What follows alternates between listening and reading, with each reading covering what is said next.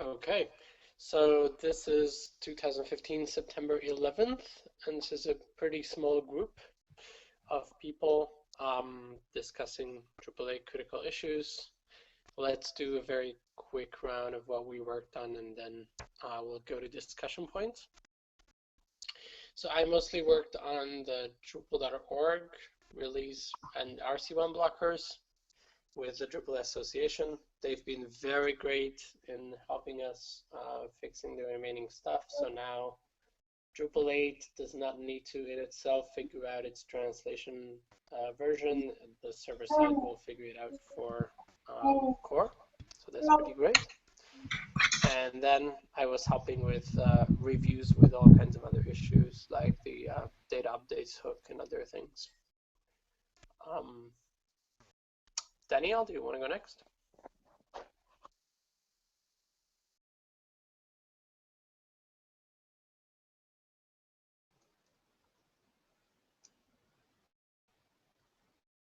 Right, I will go next. Yeah, I was working on various criticals, of which one is the post update X hook, which landed this week. We got point with the amount of criticals, but we are going up and down continuously. But yeah, that's from me. Okay, Francesco. Yeah, I've been working on various criticals as well. I can list them in the contribute chat afterwards.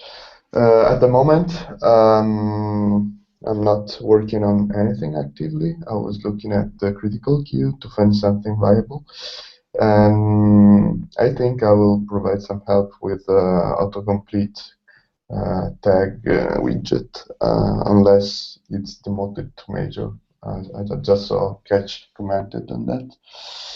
And then I will probably go and review the other open ones. That's all from me. Okay, and Catch.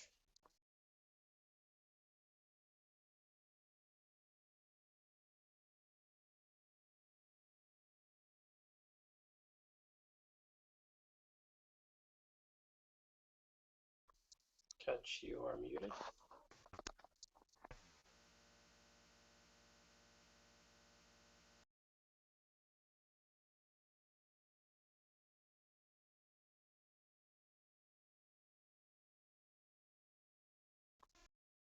Or maybe you have continued computer difficulties there.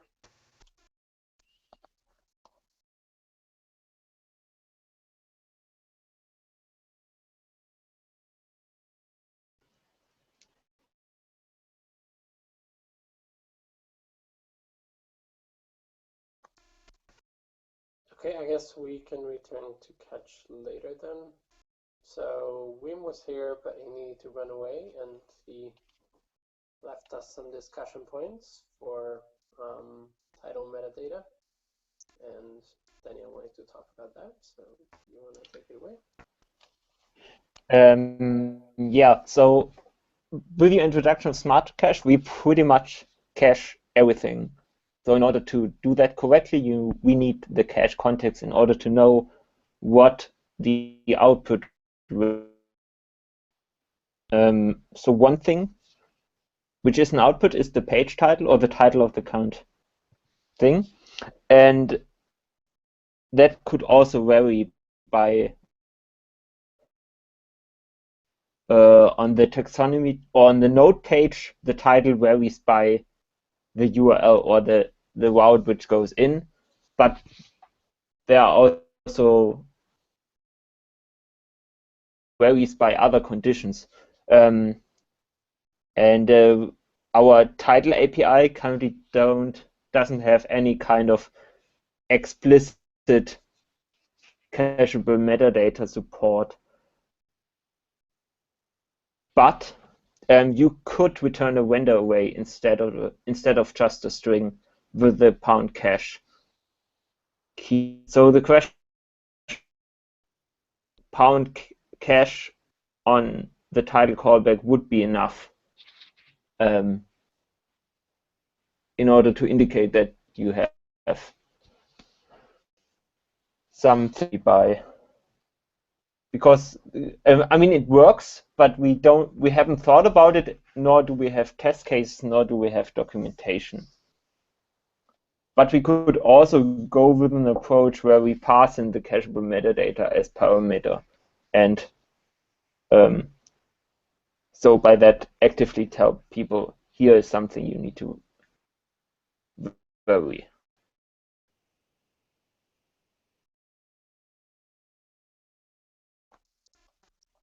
Yeah, at least for me, I don't see a reason to not do either one. So I think that it would be down to core committee review.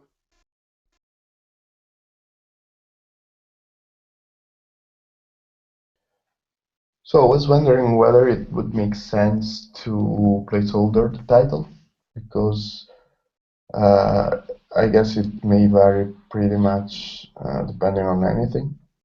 It can be by route, but even by, I don't know, request time for what we know. So since it's, yeah, I guess it would be a big change to ask people to provide cacheability metadata for titles at this moment. I was wondering whether a placeholder could serve.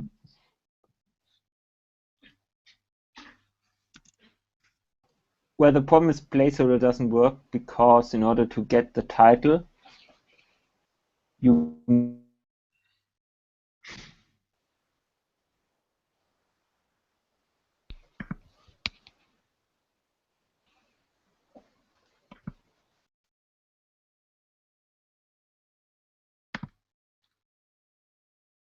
Daniel, I couldn't hear a single word of what you said. Oh, can you hear me now? Yeah, you're back. I think I'm back. Yeah. All right. So the problem placeholder approach for the title is that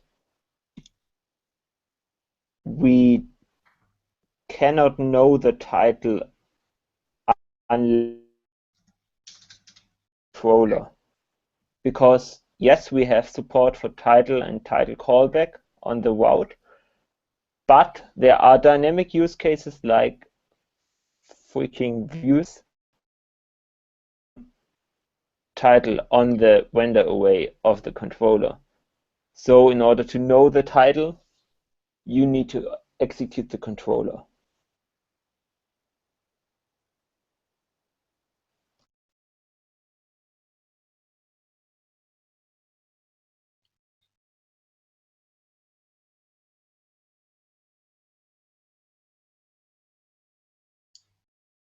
Sorry, Daniel, maybe it's me being that, but can you clarify when you need the title but you don't want to execute the controller? Oh, yeah, when you're using the rendered cached version, I guess, right? Yeah, exactly.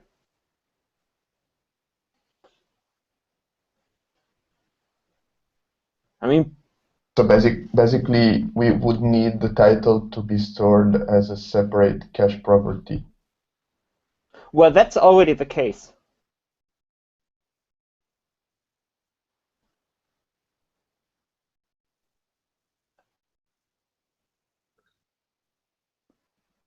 But if we have the title on its own, like on the block title issue, we don't know yet. We don't know its cache context yet. Okay. But one thing we could do is to basically from the main page and pass it to the block, to the title block.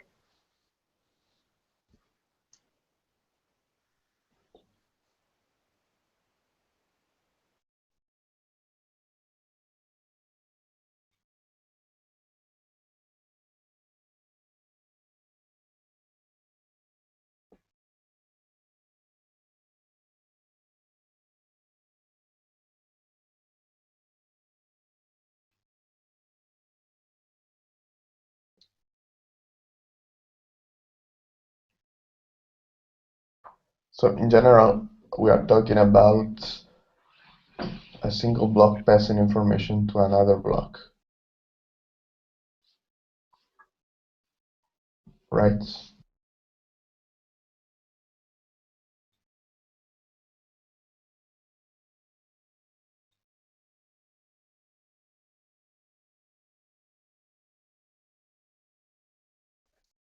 I think sort of yes, but then the main block is executed differently.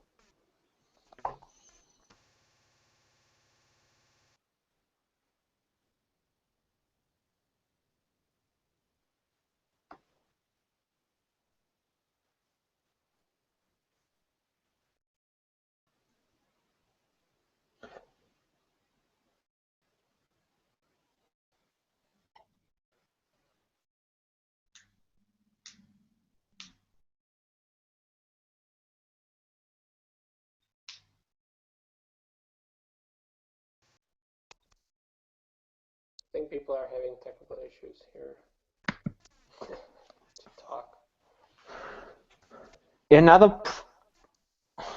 Another problem is that for the breadcrumb, we also need the title. And that maybe also varies by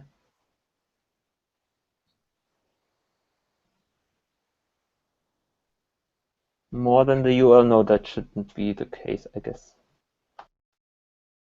Well, the breadcrumbs, I mean, there's like a history breadcrumbs module where it tracks your history and stuff, but that should be doing its own cacheability metadata anyway, right? Yeah, you can set on a breadcrumb. Yeah, but I mean, standard breadcrumbs. Probably just collect them historically or something. Yeah, there's some module that does that, but that module has to do it for session, right? Yeah, right. So I don't think it would be That's basically like this. And I think the standard breadcrumbs are URL, and they shouldn't be affected either.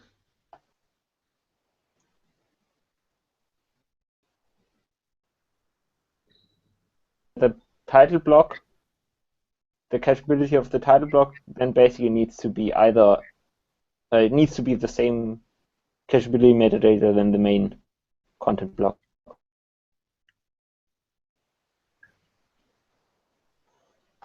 You're saying we should basically inherit the cacheability metadata from the content block. Yeah.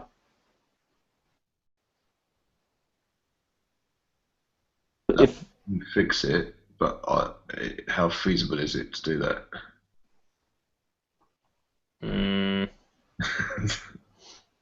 I mean, I know that patch for the block title, the title block somehow passes the title from the main content to the block.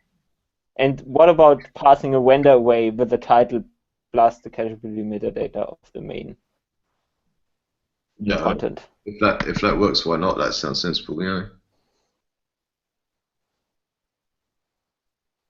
Then by that it has all, and you can set your own cacheability metadata if you want on pound title, and then also all the other ones are inherited, and we don't lose any cacheability because we already cached by those cache dynamic page cache.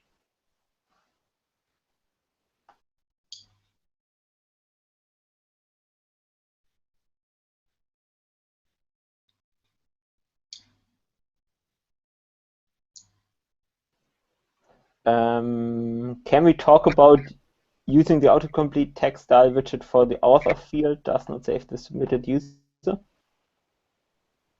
Yep. So you argue that it's not critical? I'm not sure I'm arguing that it's not critical, but I'm arguing that I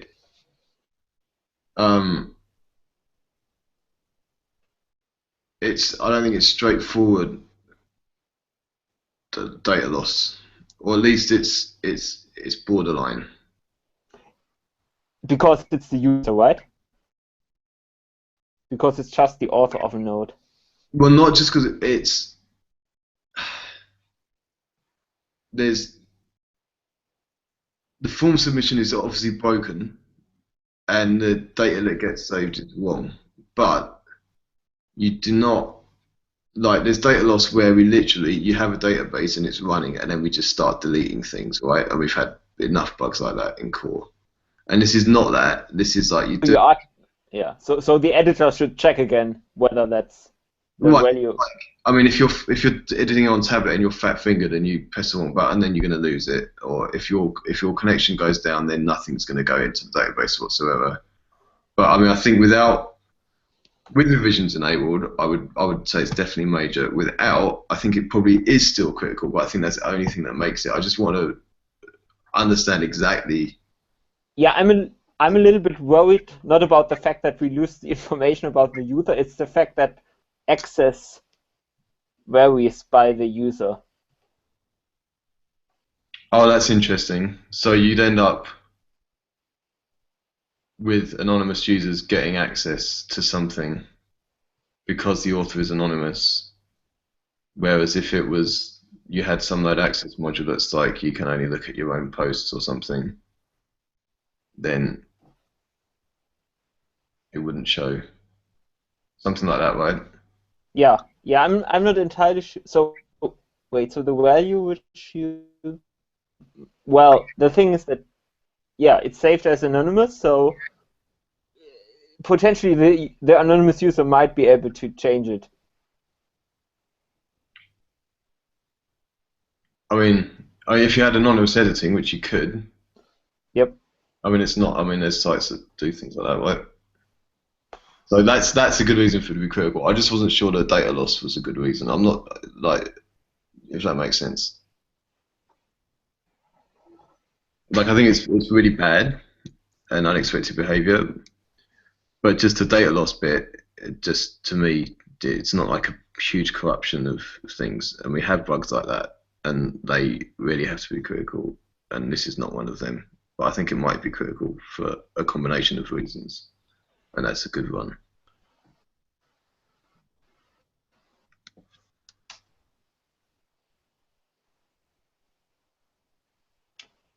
Yeah, I'll comment on the issue. So speaking of criticals, I wanted to confirm a possible misunderstanding that I had.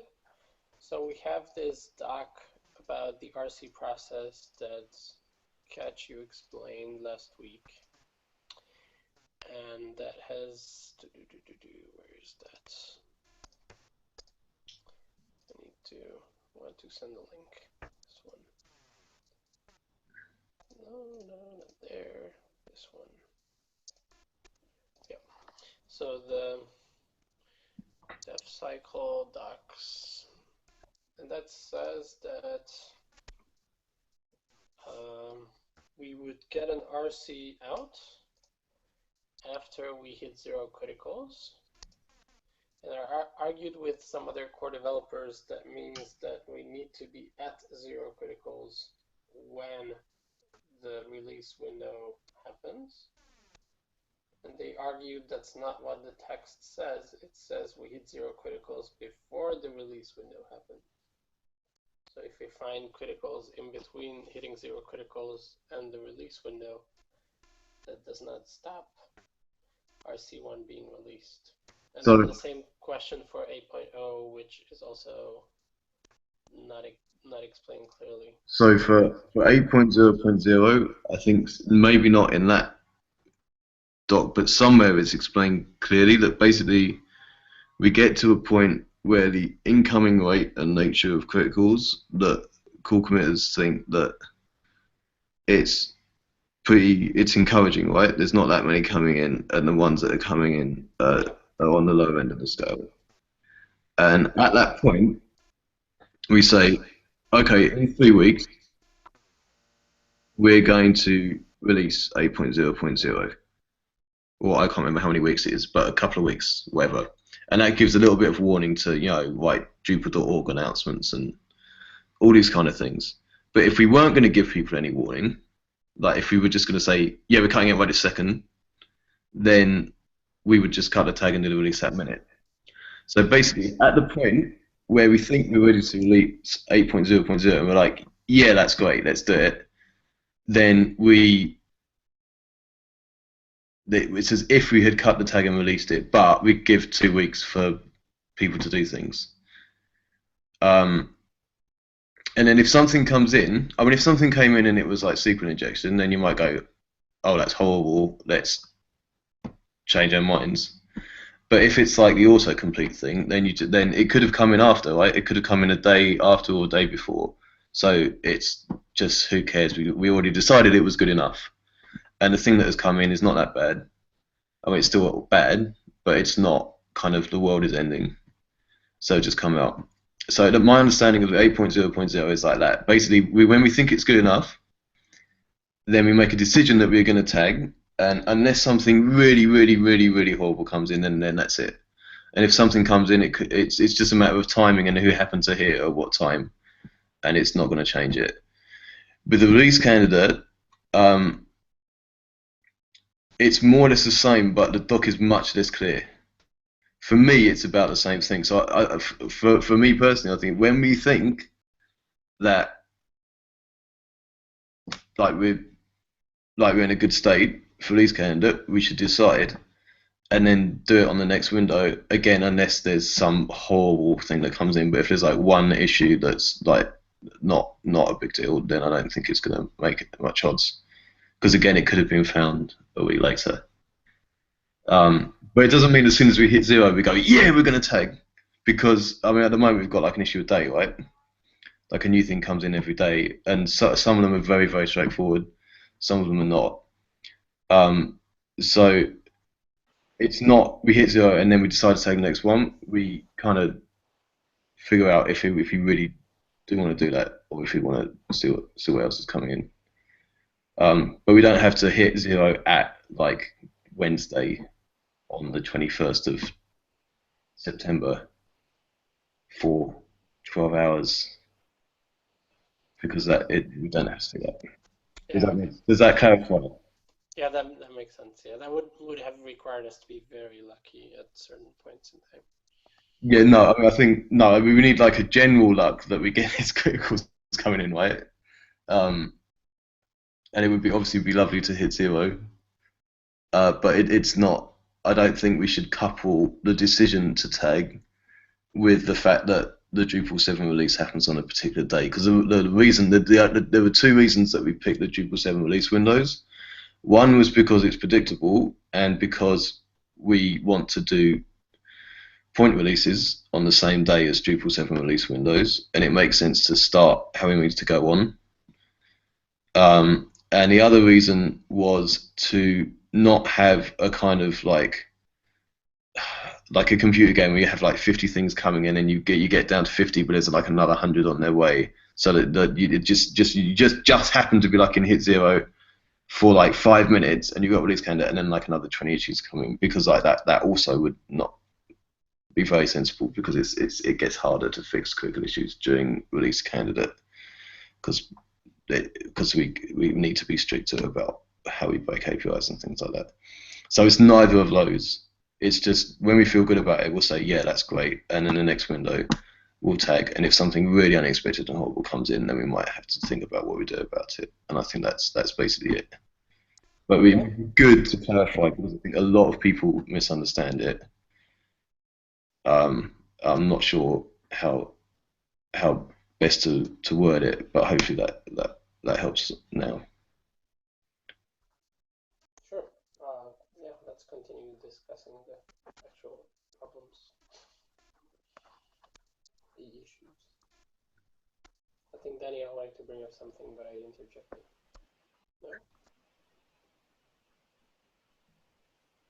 No? I wanted to ask about private security issues. Do they block the RC or do they not block the RC? So critical. Sometimes I get this wrong, but I think I'll try not to. But apologies if I do. Just because there could come some up at any point. Yeah. So critical and highly critical security issues. do block the RC, but anything that would be, if they also affect Drupal 6 and 7, because we said to the security team that we would have a clear slate. Although I think if something is ready to go out for an SA, then that counts. Like, it doesn't have to be in a release, but it needs to be RTBC. But a critical issue that's only in Drupal 8 would just be public anyway, right? We wouldn't make it a private issue. So it has to be something that is critical in Drupal 6 or Drupal 7 or both, that it would need an SA. Then I think they do. I think that's what we said, something like that. But if it's moderately critical or less in Drupal 6 and Drupal 7, then it doesn't block at all, because we have not made any promises to deal with those ones in advance.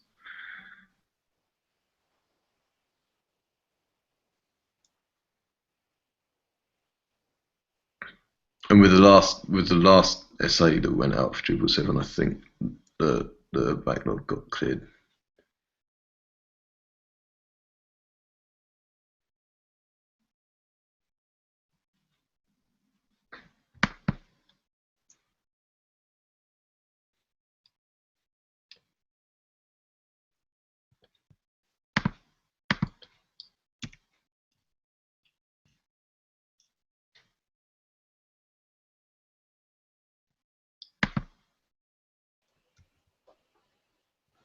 I'm wondering whether we could still talk a little bit about the placeholder issue, which is 2506426.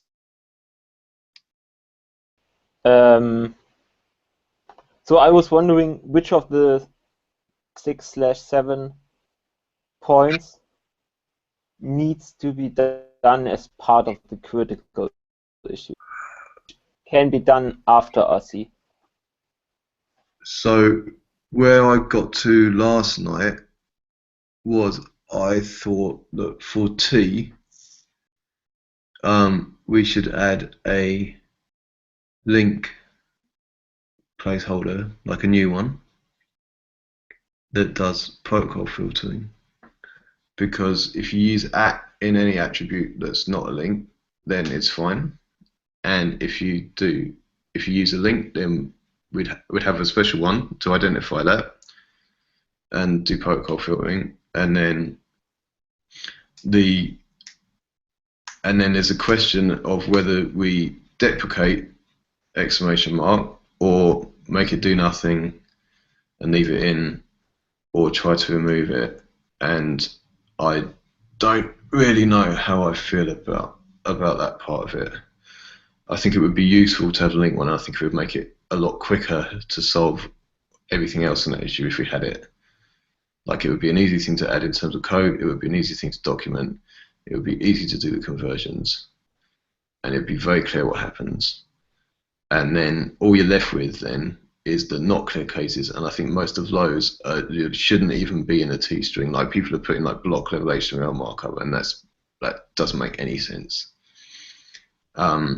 But we can just say don't do that, and then try to make it so core doesn't do that. And for me, I don't think that bit of it needs to block a release candidate. I think that's something that we can do over time, like deprecate it for 9 and try to clean up as we go along. The only issue with that is if we do that work during release candidate, then it will disrupt translations. So we need to decide, is it okay to continue to break translations during release candidate or not?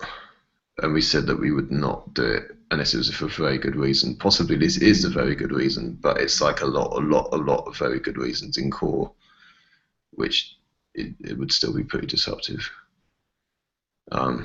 But yeah, I'd be interested to know what other people think about the solutions.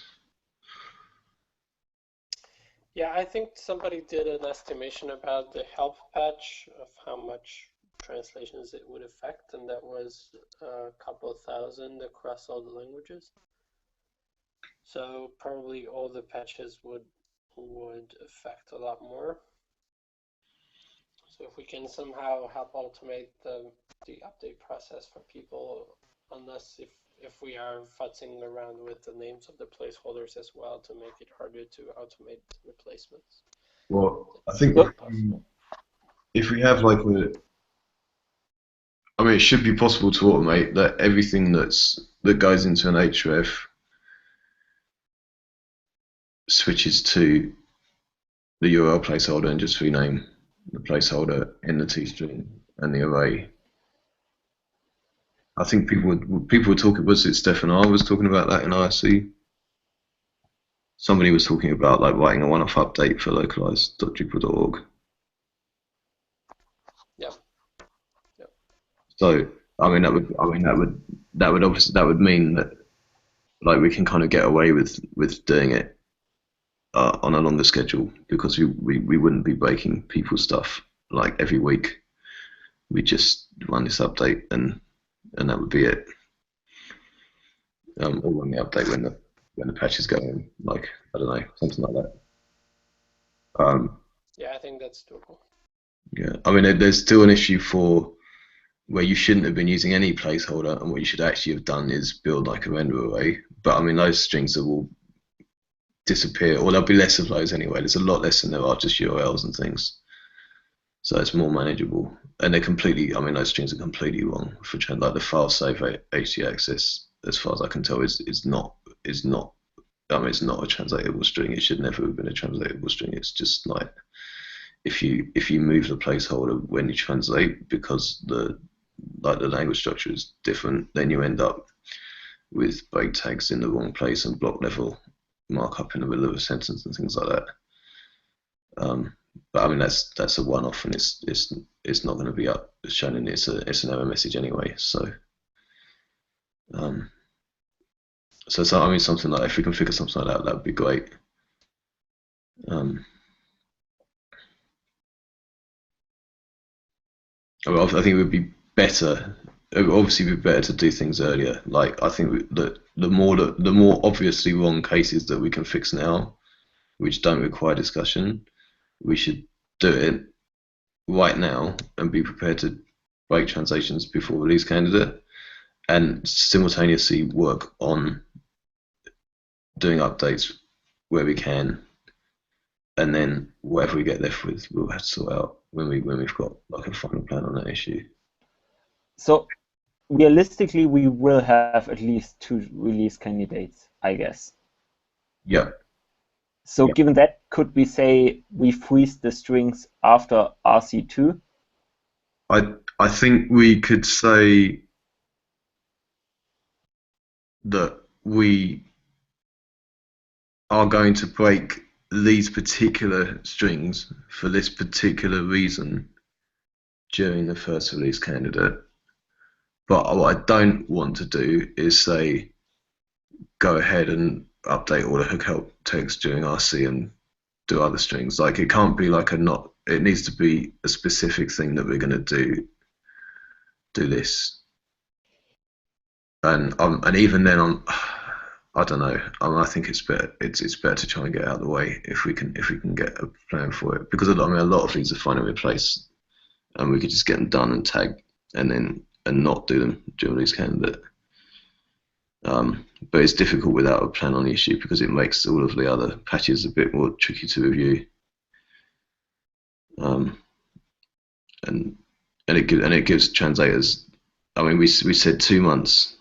On somewhere we said we'd give translators 2 months, and one release candidate is not 2 months. It's a couple of weeks.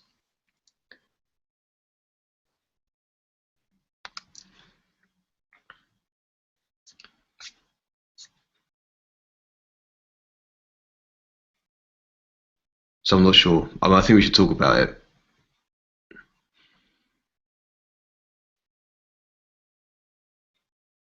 But I don't know which one's worse at the moment.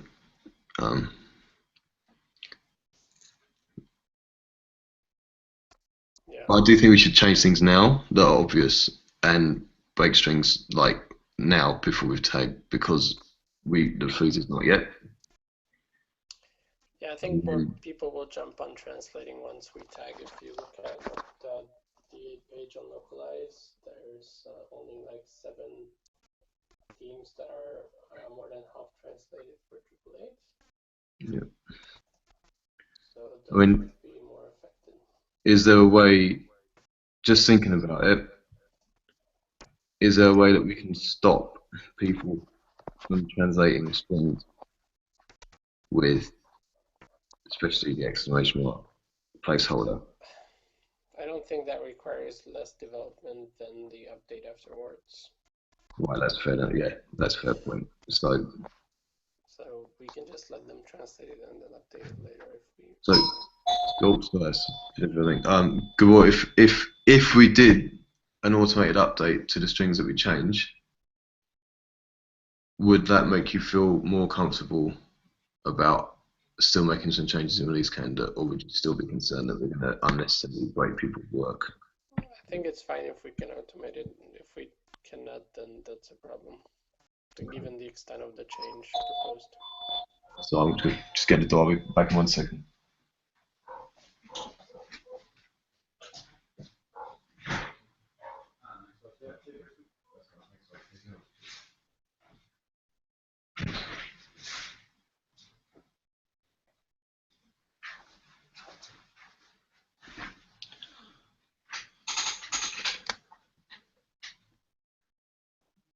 So yeah, so I think that, and then it comes down to whether we think deprecation is okay or not. Last time we discussed it last night, and I think Jess thought we should not deprecate the exclamation mark. We should just remove it. And but for me, I think we could deprecate it. But I think we need to figure out like that is going to depend on the outcome of the meta issue. But if we did deprecate it, then I think we could do that changes during RC. If we want to completely nuke it off the face of the earth, then I don't think we can do that. We need to get it done.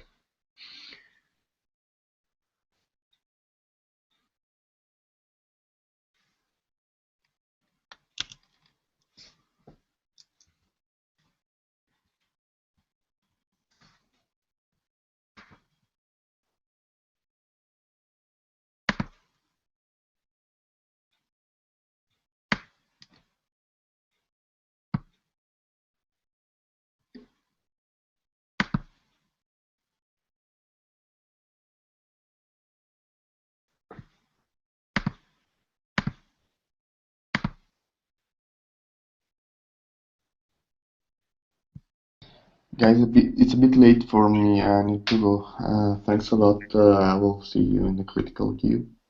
Bye. Bye. Well, now we're 2 people. I think that's pointless. Or we could talk about. I mean, there's at least one critical issue left, which is the match operator issue. Yeah, we can talk about that. Yeah, we can. I mean, this recording is going to be like. Oh, hi, Gabor. Well, I think the solution as it is fine, but I mean, people with actual like security SQL knowledge have to have a look at it and say whether it's fine or not. Yeah, I like the fix. I think this is a good. It looks good to me. Yeah, I really can't imagine what else you could do there. Yeah, and also it's like there's an error, right? So this is hardening. It's not. It should be the final thing that happens. It's not. It doesn't have to catch every possible. Well, it should, but you know what I mean. It's like defense in depth. It's not. Well, yeah, you shouldn't pass in the operator. Yeah, you should. Yeah, you shouldn't do it. We try to help you, but exactly. It's still. I mean, it's still your fault, and we've done our best. That sort of thing. Well, given that, you could argue that it's not.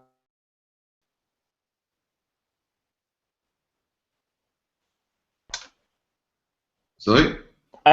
Given that it's your fault, you could argue that it's not critical. You could. I think the fact that we don't document anywhere, and the fact that we did it for sort and not this still makes it kind of critical. I mean, it is on the borderline. It's on the very borderline. But yeah, sanitizing sort and not sanitizing conditional operators, I don't see the difference. And the fact that we do one and not the other seems really, really badly inconsistent in an API that's supposed to protect you from SQL rejection in general. I agree. Yeah. But I mean, this is another one where it's like, Well, it's certainly one of those criticals which will be fixed until Monday or something. At least I assume. Yeah, I guess it depends who reviews it. I mean, it looks pretty. I mean, it looks great to me, to be honest. So, but it needs a few people to give it a run through, I think.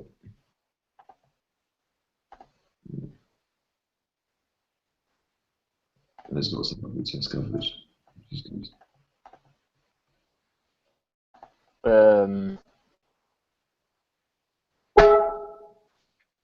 So, Yeah. So should we create an issue for the special placeholder?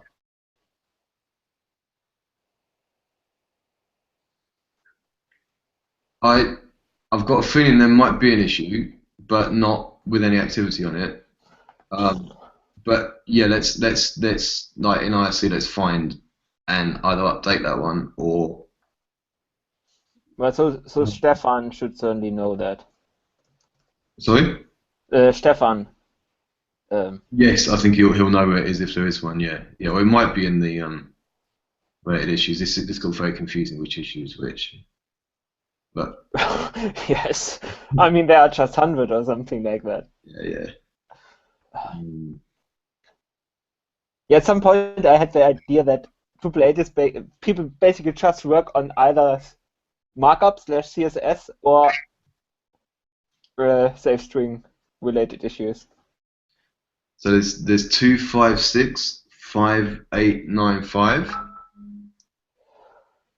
65895.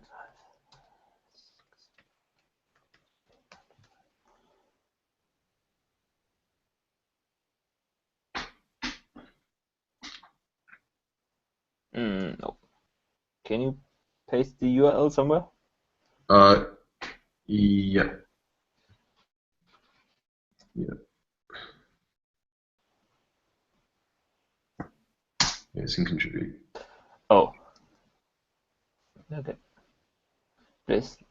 Yep. Alright.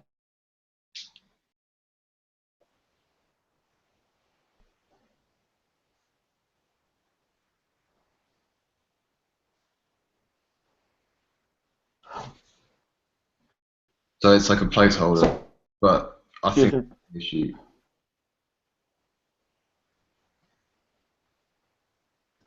Is that issue critical? I think if we decide that we're going to do it, and that is the answer to the meta issue, then it's critical to add it and convert to it.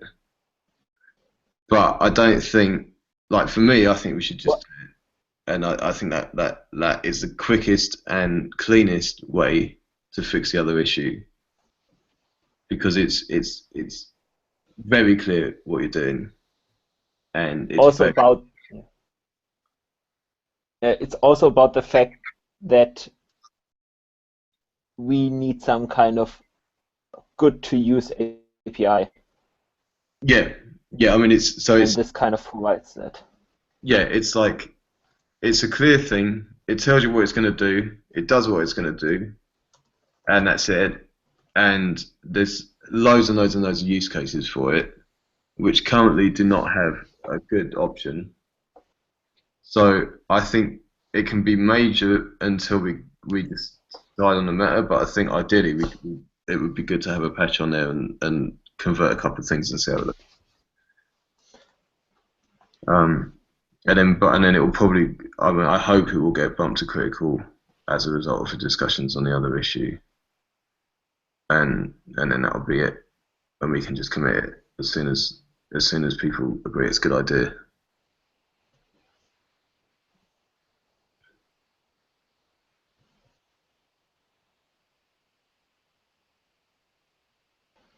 Does that answer the question? I guess so. Yeah. Yeah, I mean, if we decide to do something completely different, like go back to Drupal 7 behavior for the exclamation mark, I mean, for me, I don't think that's an option. Some people still think it is.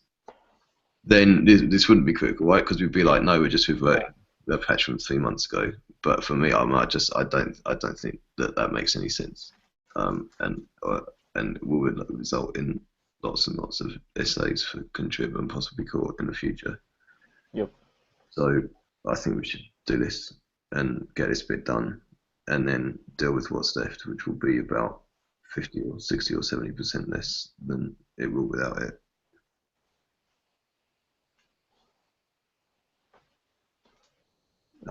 On this issue, not on this issue, somewhere in chat, Alex Ponstein suggested a colon for the placeholder. oh, because it's similar like a URL? Yeah, because it's like it looks like a URI, right? And it's an easy character, and that makes sense to me. Like it, like you put a colon in the placeholder, and that's the thing that's gonna get checked. So it gives you an additional clue. Yeah, it makes it clear that it makes it more clear that it's a URL than a tilde. Yeah, it does. Yeah. I think Alex suggested a tilde somewhere, but I like the colon a lot. I mean, that's a really fantastic idea. So, yeah. So I can. My computer's playing up still, but I can try to update the issues. You know what would be the perfect placeholder? Go on. Yeah, it's gone. Yeah. So you in robot? Is it at sign? Yeah, I also thought that. Yeah. I mean, seriously, that is what the @ sign is used for in mail addresses. Yeah, it's a shame. But I think Come on, we convert all of them anyway. No. Yeah. Well, or time travel. That's always a possibility.